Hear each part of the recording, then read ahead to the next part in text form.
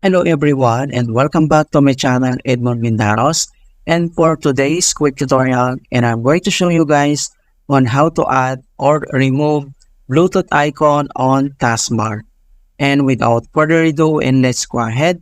So all you have to do is to open up on the search menu, and then dito kailangan mo lang i-type yung settings, and then click lang natin tong open.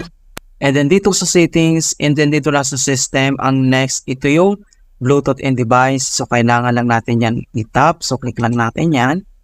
And then next step dito sa Bluetooth and device, makikita mo dito yung devices, and then dito sa right side yung add device.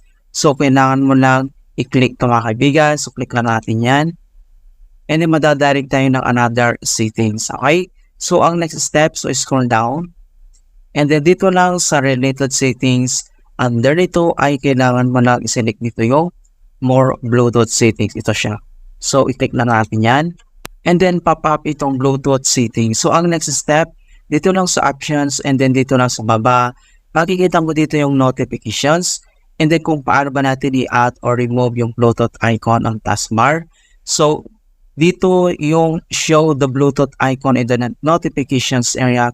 So ang gagawin lang natin yan ay kailangan lang natin i-uncheck tong box. Okay, so uncheck tong box, and then click mo lang tong apply, and then click mo lang tong okay.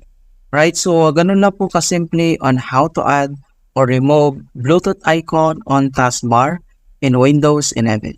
And please don't forget to like this video, subscribe to my channel for more quality content.